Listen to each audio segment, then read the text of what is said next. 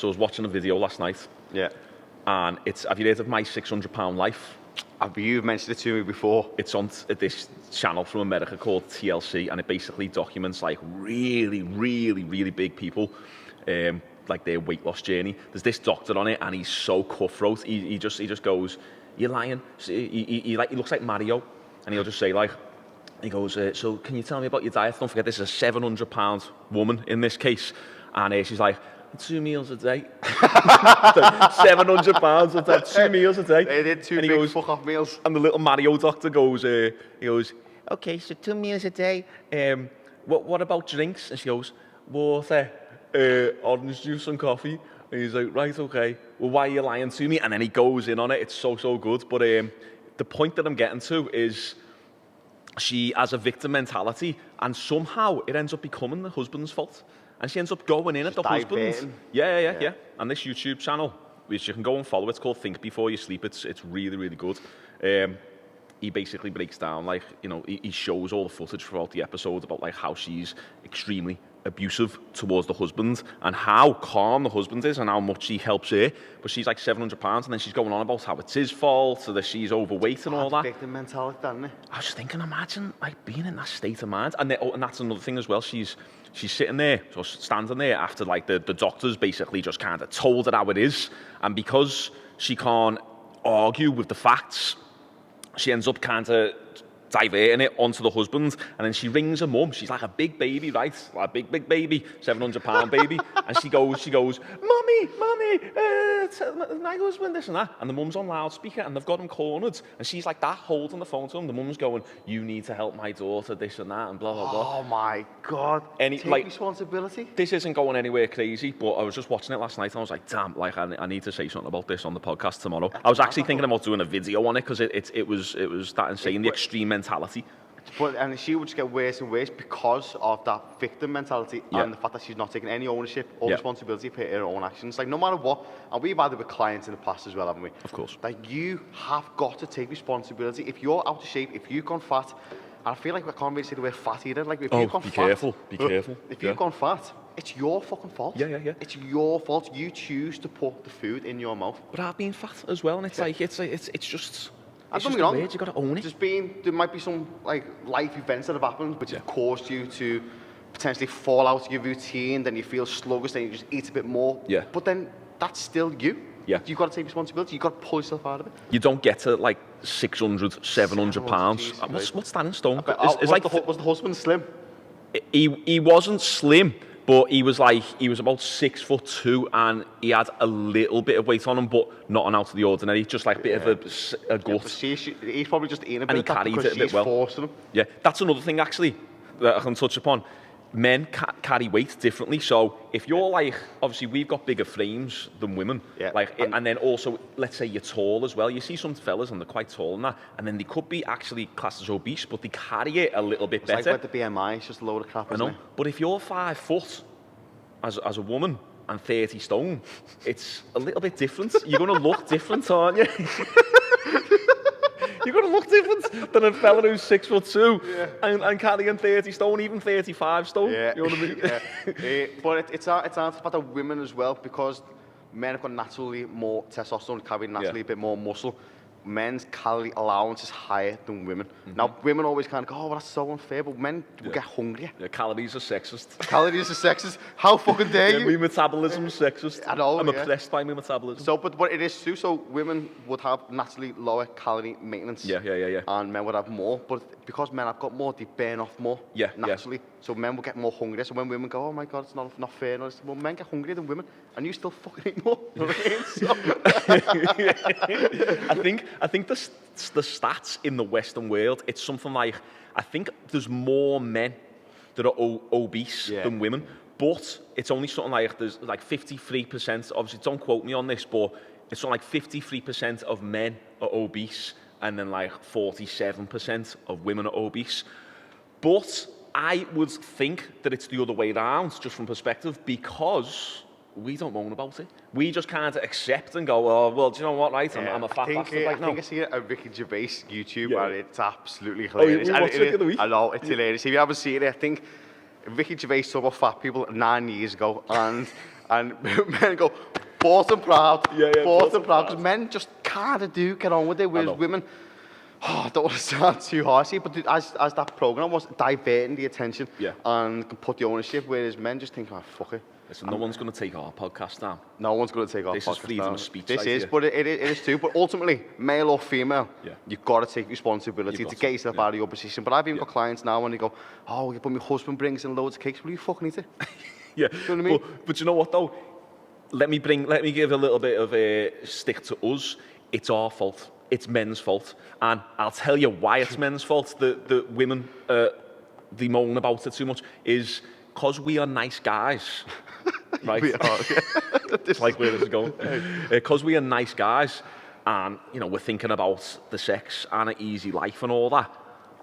Like, we don't challenge them enough. So when they go, oh, that, it's just so much easier for us to just go, oh, you look all right. Anyway, Xbox. Yeah, you know, and just and go back to your normal. Because sometimes you ever find you have an argument with a woman. Yeah, many they're times.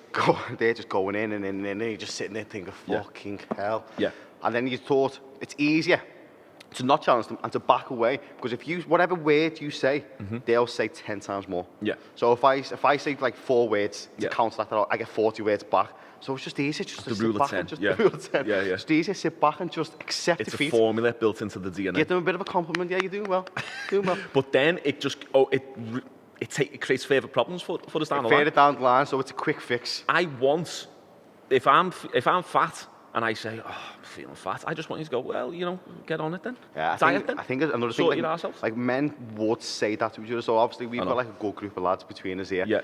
And I'd say to you, Sean, you're looking a bit fat there. And I'll just go, I know. And then if what could I do? Ask a bit of advice. You dare say to a woman, fucking hell, you look a bit fat there. Yeah. Oh, this patriarchy, sexist men. Yeah. I know. So what do we do? Because we want to protect feelings, and I honestly believe men, we're very kind, we're very empathetic. But often we don't speak up enough when we should. You know what I mean? I think ultimately it boils down to we need to find a point of what we're talking about here. But ultimately, male or female, overweight or not, it's taking responsibility and ownership. And if someone gives you a bit of criticism, just take it. Just look at it and think, well, am I fat? Am I overweight? Am I out of shape? Male or female? Doesn't really matter. And then take responsibility and do something and stop blaming other people, like that woman on that blaming her husband. It's like, come on, £700. I know. If we're making a point out of it, like there's research out there showing that the higher someone's body fat percentage gets, the more inaccurately they report the calorie intake. So even when they're writing it down in a food journal and doing a video diary as well. So as you start getting up to like people, and by the way, these studies 100% true, by the way, because I've got my clients that I can look at as well. But another interesting thing is that it was all done on women. So the studies are done all on women's subjects, and excuse me, it's got a monster. The ones who accurately reported the calories lost weight. So it's like, so I always use that with clients. Like I'm like, listen, if you're reporting your calories accurately, you're going to lose weight. But I think it ties into like, if you're getting to like a bigger body fat range, like 35, 40, 45, 50% body fat, 700 pounds, big baby scale, like... Mom!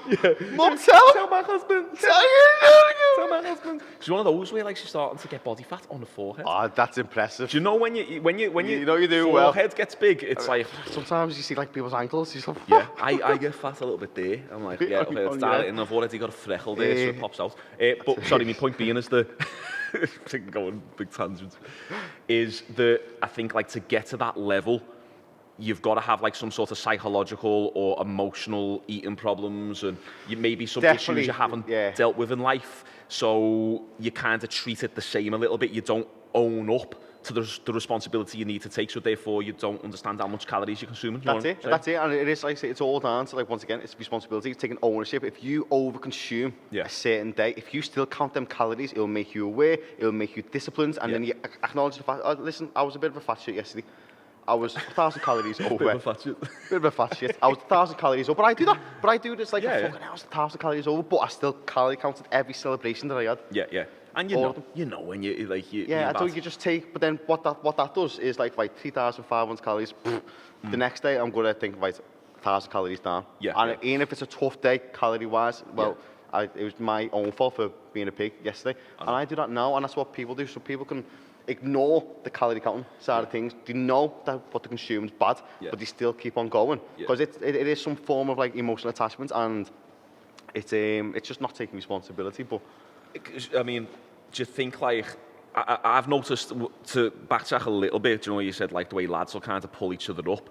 I noticed a lot of girls, and from training a lot of girls as well, they almost facilitate each other. You know, like, so rather than like when a girl's really feeling down about the weight or insecure or whatever, the other mates will like facilitate it rather than and wrap it up. Rather than say, well, why? Listen.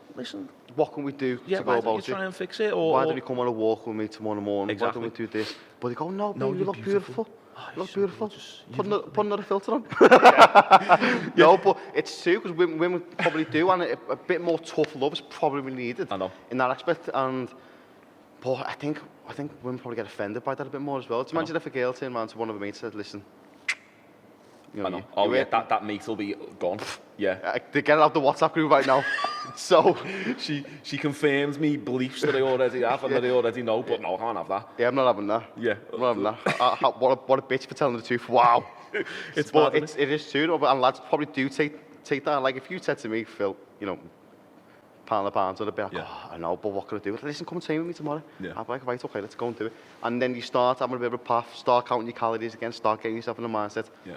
Do you know what, I know we're on this men-women subject, and we did say that we're going to delve in a little bit deeper on like your story and stuff, but one more thing. I was watching another video last night. Let's finish on a high. Because I was away. And it ties into what we've just been saying.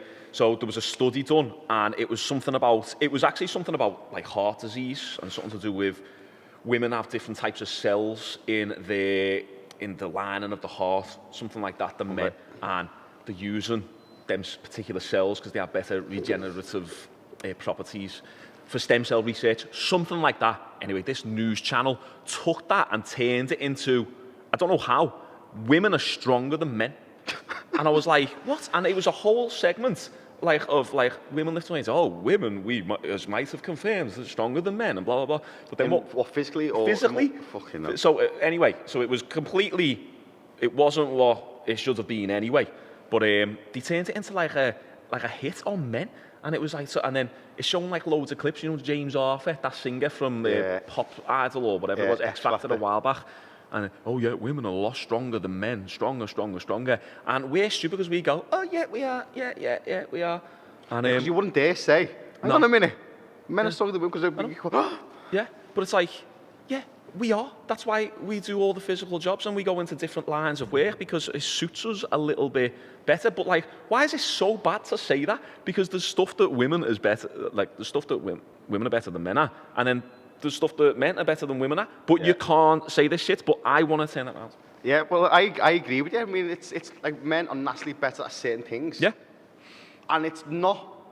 And women are naturally better at certain things themselves. Like women can do things that men can't, and men can do things that women can't. But men don't give a shit about the women bit. But like, if you see men over here, you know, being strong, powerful, I want a bit of that. Let me come over to your lane.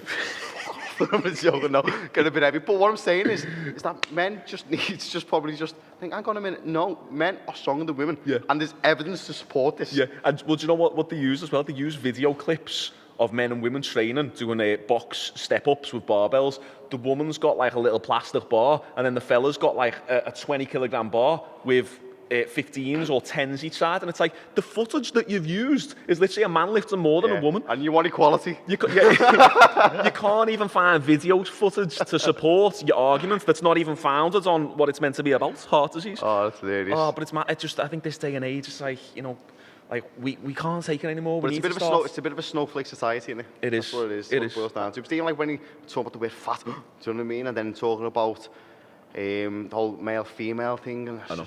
That's why we wanted to start this podcast, because we know the conversations, the lads, also girls. A lot of girls know this. There's a lot of girls out there. Oh, yeah. But I think every girl knows this. Yeah. Every girl knows this, and every lad knows this. Like, I know there's all this equality, but men are men and women are women. Yeah. Just. No, men stay in your lane, women stay in their lane. Like, men are happy, and women just want to fucking come over. I know. And then you end up just worse versions of men.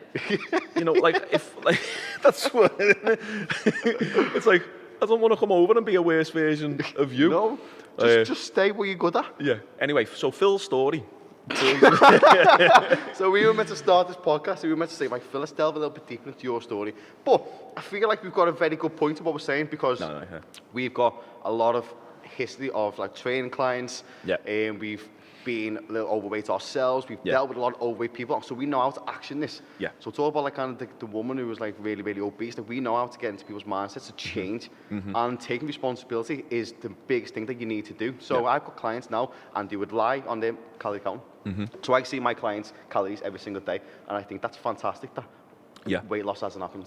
I'm like, you're putting stuff in which will lead to weight loss. Right, So what is missing? I had a little bit of a bad Monday. Well, why haven't you put it in?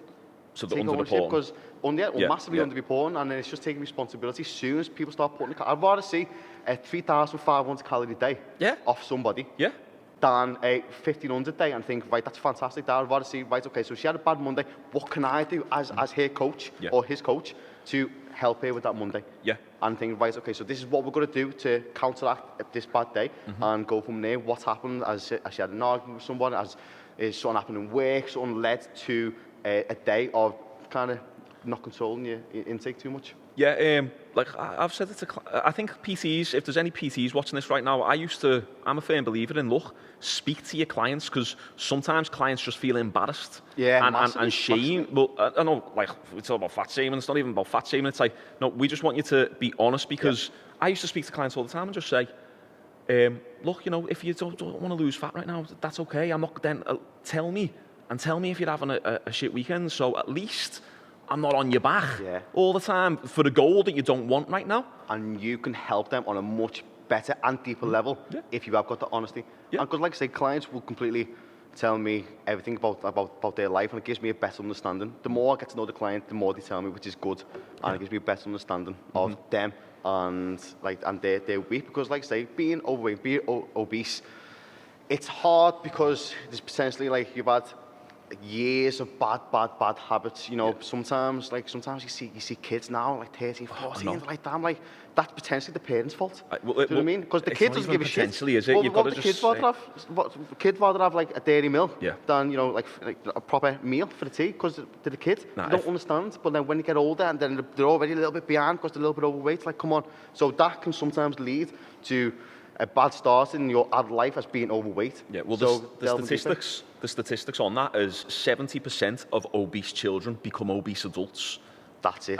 So let's just call it for what it is. It's child abuse. It is child abuse, because, like, if it was anorexia, if we just want to use extremes as examples here, because the obesity is the extreme, it shouldn't be the norm. No. It's unhealthy. If you was to make your kid anorexic, it's like, oh no, but because, you know, anorexia isn't widespread as obesity is, it's like, it's almost categorized differently, but it's still an extreme, and it's unhealthy. So if your kid's anorexic, like, that's bad parenting. That's massively. And as you say, you probably get the child to coffee if you starved your child.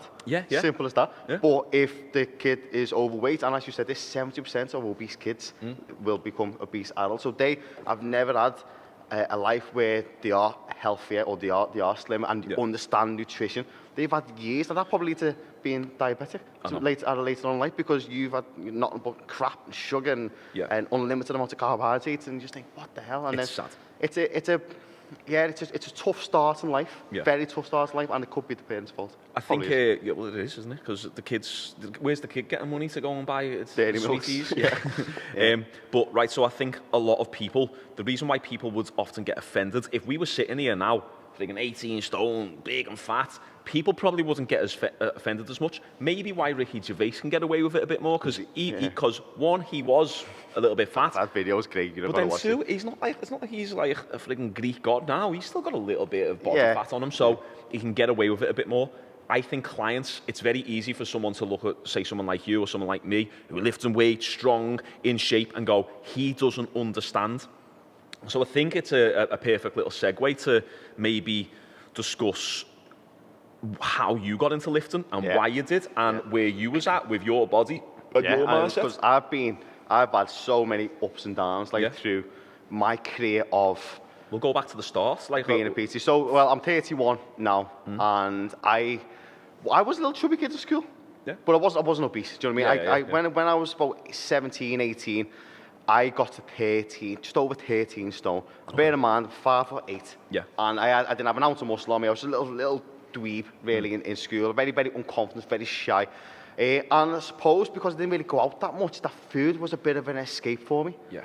And I used to spend every bit of pocket money on crap food as well. So a little fiver off me nan, boom, straight to the shop. So how old was you here? I ate about 18, but I was just over 13 stone. And then I started going out a bit more and going out like to bars, talk to girls. And that's when I started to become a bit more conscious of my body. Then I thought, wow, little fat chins and like looking at myself, filling out tops in the wrong places, like all stomach, baggy tops all the time. It's like, Jesus Christ. And I felt so, because when you start going out, you start looking at other guys like, shit, freaking hell, she's gorgeous over there. And I look at the guy they're talking to, it's like, well, how am I ever going to get here if that's the caliber of people she's talking to? Yeah. So that's made me start thinking, right, okay, you start losing weight. But then my mindset was very, very unhealthy. Bear in mind, at this point, there was no Facebook or Instagram either. So I didn't really kind of get swayed in many different directions, just myself and then my own research. But I started getting very obsessed and very unhealthy with myself then. And I ended up losing 4 stone. So I went from over 13, 8 stone 13, so over 4 stone. Oh my God. But it was obsessive and it was very, very unhealthy in the mindset. I used to work in the home office and I used to write down every bit, because my fitness pal leader, all the calories. So I knew calories in versus calories out, but I used to write down every bit of calories that I consumed that day. And it'd be less than 1,000, so it was really, really low. It used to be like 850 calories, for example. But then what I used to do, I didn't think that was a calorie deficit as such. I used to then go into the gym and go on the treadmill and burn that exact figure off. That's crazy. Yeah, so if that was like 850, I was on the treadmill until it was 850. But it's mad seeing you now and then just really thinking about that as the story. Oh, it's crazy. But I remember, I think what was the worst thing about it is obviously the physical side of things, but the mental side of things. Like, I hated myself and my body. Do you still believe, or do you still feel that maybe some of the beliefs that you gained back then still almost like are there a little bit here and there? Definitely, Because you're moulded a lot when you're a kid and when you're a teenager. You're set in your ways, aren't you? Yeah, it's very hard to take away those beliefs that are instilled within you. Yeah. I just remember being obsessed with having apps, because like I say, there's no Instagram or Facebook, so it was just men's health magazines. Yeah. And stuff like that. And movies as well, films. And films, Arnold Schwarzenegger. Yeah. And stuff. And then that you was just our be reference. When people say about how social media is toxic and all that, and because of like body image and stuff, it's like, yeah, it is true. Obviously, it's a lot more widespread, but it's always been here. It's always been here, you know. We're always told, like in the films and all that the Arnie gets the girls, Rambo, and like I stole like shredders. action men when you start action men, boom, like that wrestler's boom. Yeah. And I like say, so I was obsessed with having abs, and I took it one step further. When I got to 10 stone, my metabolism and my calorie allowance was at the bottom, because bear in mind, I was burning off everything I was consuming, so my energy was awful, my skin was terrible, sleep was terrible. And then I thought I still wanted to have abs. So from 10 stone to be 8 stone 13, which is 125 pounds, which is so skinny, I ended up becoming bulimic. And this is something that I've only been speaking about properly this year. And I think it's because the mental health side of things and how training and nutrition helps mental health massively. I thought I'm going to start speaking about my story, what I've been through, because that was such a dark place for me to be in. And I remember nearly crying every single day. It was just, I hated myself, hated my body, I had no one to talk to. Throwing up after everything I consumed. And I got to 8 stone 13. I had horrendous stomach pains every single day. I still didn't have abs. I still hated myself. I was obsessed with the scales. Wow. Just a bad place to be in. Place. I'd actually say that extreme mentality, though, often you find that people who go to those extremes, if they can come out of it and channel it into other areas, they achieve high success. And I think obviously that's what you've done with your body, your physique, your business, anything that you go into. And a multitude of clients as well. Yeah, anything that you go into, you've got hyper focus with. And it's almost the same mentality. It's just that now you have more positive channels and positive outlets to do so. So how did you come out of that then? Obviously, you went from like losing 4 stone, bulimic. What was it? What was the lowest point that made you think I need to change? So I was obsessed with research at this point, and then I started reading about protein. Okay, so all I ever read was weight loss calories, and then I even started researching the best time to make yourself sick after the meal as well, which was so heavy. I had to go into deep forums and find out the exact meal. I used to do a stopwatch on my phone and then find out when to do it. So it was horrendous, like the worst place mentally I've ever been in my life. But to come out of that, I started looking at protein, and then I seen like it had to relate to weight loss. So seeing how protein could help weight loss, I thought, okay. Started delving a bit deeper, researched a bit more. Started then looking at the building muscle side of things, and then started getting a little bit, okay, right, this is a bit interesting. And then I went into a shop. Now, what was the shop called? It's T Nutrition now, in Victoria Street in Liverpool. I remember. Above the Lisbon. Yeah, I've never been there, but everyone always used to talk about it. I remember the guys who worked there as well. Yeah. Adam Kitchen, his name was. Hopefully he was watching this. You saved my life in some sort of extent. But what happened then? I walked into this shop and I was this little 8 stone 13 dweeb. And then I was looking at every protein shake, like literally picking them all up, and look for the lowest calorie protein shake, right? And then the two guys, and I looked at the two guys, as I walked up the steps, the two guys were there behind the screens or whatever, and I went, wow, that's a physique I want. Wow. Arms out here, proper veiny arms, like proper muscular. I thought, that's fantastic, that's what I desired to be. But then I still went into the lowest calorie mindset because I didn't know what I was doing. And they both looked at me and asked me if I needed any help, and I went, yeah, I'm just looking for the lowest calorie protein shake, and they both went, and then they just literally started talking about my story, like why he wants to lose weight, and he went, no, Phil, what you need is this, and this. And I was just so confused, and I was like, right, okay, I'm willing to listen to what you're saying here. Sat me down, and thankfully they gave me like an hour and a half their time, which was a life-changing moment. And then they gave me like 2 pieces of paper. One was nutrition, one was training. Because I only ever went into the gym and done cardio. Yeah. Weight scared me. Oh, so like, they actually give you a little training plan, list. a little 3-day plan, full body split, the way we talk about now, a little full body, very basic exercises, written them all down for me. And then I went home, YouTubed all the exercises, see what I was doing. And the nutrition plan, I was having about 900 calories a day. And they gave me a 1,500 calorie plan, which scared the shit out of me. I was thinking, how is this possible to lose weight on this? And after doing 1,500 calories for 2 weeks, I felt so much better to myself. I gained weight, but I felt leaner. And was you training? Started training now, There's loads of exercise that I didn't do, didn't feel comfortable with, but slowly got there. And started to feel so much better in myself. After 2 weeks, I was nearly like in tears, kind of thinking, wow, how have I been so bad for so long? And then they said to me, after every 2 weeks, up your calories by 100. So I went 1,500, 2 weeks, 1,600, 2 weeks, 17. And then it just got more and more. And then my research then became away from the weight loss factor into the build and muscle factor, and how you can develop a low body fat percentage to show your abs whilst building muscle and gaining weight. And I ended up getting to about 10.5 stone. And I started getting really, really lean. And I started eating a bit more. I started appreciating calories, eating the right kind of food. It was crazy. It was great. Do you know what, like, obviously I've known you for 5, going on 6 years now, and I didn't know that. Obviously I knew the whole bulimic side, a little bit of anorexia, that type of stuff, but I didn't know about going and seeing those fellas and all that.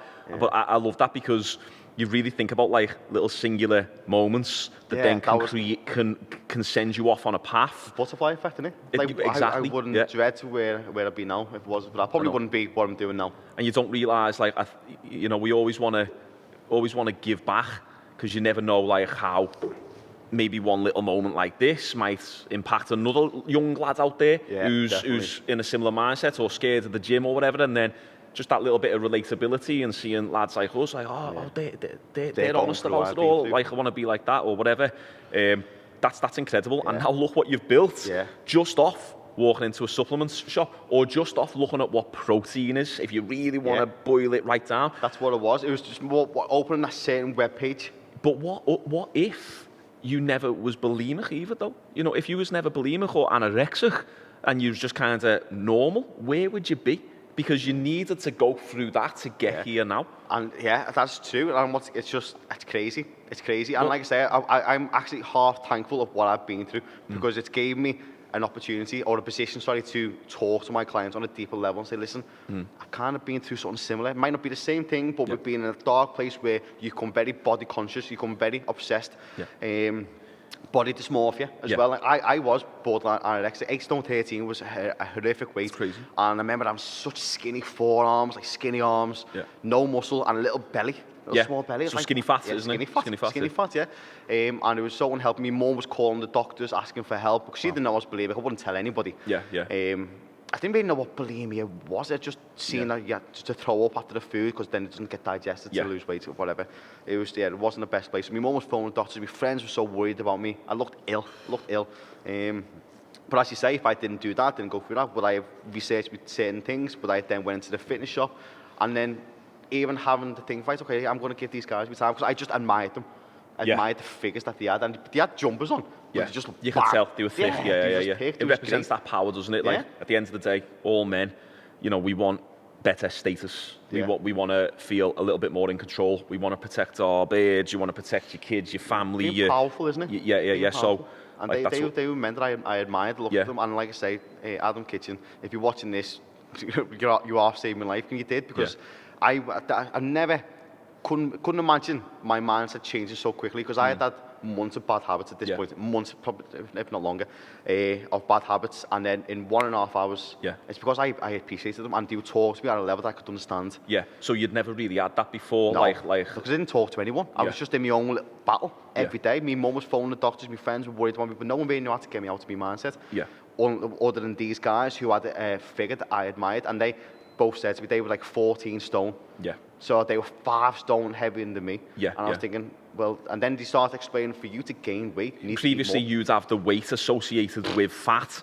So you weighed 14 stone, but looked at them, all of a sudden you're like, oh, right, okay, well, but if it looked like that, the weight doesn't matter as much. I just want to look like that. It's about the results. And then not getting obsessed with the scales as much then. And then I started, like, the scales used to go up, I used to be excited. It's like, here's another pound. Do you know what I mean? Oh, it's crazy. Isn't it funny how that can change like that?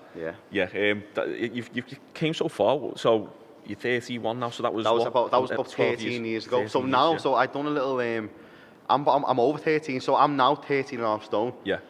In a much different way. It's sort of like 10 years, by the way, because it's hard progression, but it's lovely to see, like, the amount of people that have helped along the way, and same for yourself, the amount of people that helped along the way in such a deeper level, emotionally and physically, and transformed hundreds of lives, and potentially wouldn't have been in that position where I'm creating what we're creating now, and I've done what we've done if I wasn't bulimic / anorexic. You've got to pay it back, like, you know, it's obviously about all the fitness and all that, but I think what we now understand is the story and the mindset, the psychology behind it is so much more important. I'm constantly telling people all the time that you need to find a part of the process that you fall in love with, because the results aren't instant. You need to get rid. We talked about it for our new program, the Athletic Method.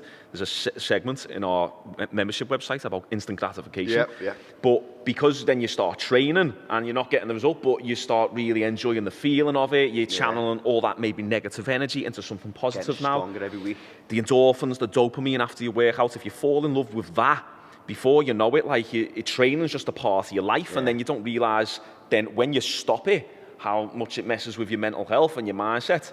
Training for me needs to be the one constant in my life, no matter what, regardless of. That's why it was tough during lockdown, wasn't it? Yeah. Regardless of how in a good place, how fat I am, how lean I am, like how all over the place my life is, how controlled it is. I need training, just running right through the centre all the time, because it doesn't change. It's time for yourself, isn't it? It's us. Right. But so we've got a good little segment. We talk about a lot of the mindset in the Athletic Method. And it's like, it's basically, it can never really be a chore. No. Because if it's a chore, it's always going to be an effort. And that doesn't last. Because that's when people go, oh, it's need a bit of motivation. Motivation doesn't exist. 2020, it's just walloped everybody. Motivation isn't there. You need to have action. And if you've got action, then you'll enjoy it, and then it'll be a hobby. And it'll be part of you, and then you've got to be willing to really make that change yourself as well. Listen, if there's any like young lads out there watching this now, or even older lads, even fellas, and they're just a little bit worried about stepping into a gym, or, you know, getting started and you don't know what to do, or this and that. We've all been there, but like, you need to understand that everyone in the gym, like, although it might seem very like a place of ego and everyone's lifting heavy weights and all that, but we all understand that we're there together. It's a boss community. It's like a family. We all know that we've all got shit going on in our lives. We all know that this is something that we all need. And I've been in the gym a couple of times, and like, I think we were in the gym like a couple of years ago, when this kid came up to us, didn't he, and said, something about shoulders, do you remember? And he was like, I've been doing lateral raises for shoulders, because he's seen me in you training. And then we helped them and we give them like 10 minutes and all that because we used to be that kid. Yeah, but everyone's gone into the gym for the first time. Yeah. Everyone had to walk in and touch a dumbbell for the first time, touch a plate for the first time. Yeah. We've all been there, just some people start a bit later than others, and it's absolutely fine. But the gym is a massive community, and I think I was speaking to like other people recently about this, and you can work your 9 to 5 job, or you can do whatever job you've got, and then you can be surrounded by a lot of negative people. People talk about COVID, people talk about lockdown, or do this, or blah, blah, blah, finances, whatever. And then as soon as you go into the gym, you're around people who are wanting to better themselves. Yeah. So surrounding people, going into the gym is full of positive people, but they're all there to better themselves, and they've all got something good to say. So get yourself to the gym, not just for the physical attributes, but the mental side of things as well. Yeah, do you know what? I was literally going to say something like that. If there's one point that anyone can take away from this little conversation that we're having is fitness can often be a gateway to improving your life in many other different areas, because fitness, improving your body, training, bettering your health, it's the first step. It's you. It's focusing on you. It's making you better, you healthier, stronger, and then that can outwardly start manifesting itself in business, in helping other people, in relationships, confidence and everything like that. Confidence. So, I often believe personal training as well. It's a perfect gateway into other areas of business because of the skills and the stuff that you learn throughout it. So so many people, you go into fitness and then it's not just about training anymore and getting fit and healthy. So true, yeah, all of a sudden, you're starting to maybe improve the quality of your relationships, quality of your life. Maybe now you've got confidence to start your own business. Yeah. Maybe you love fitness. Look at Wayne. Wayne started with me in here, in the other gym, because I seen him, so he's my cousin, personal trainer who works here at the gym, in a terrible place, and he wants to train with me, lost 3 stone in 16 weeks. I said, Sean, I love this. I want to become a PT.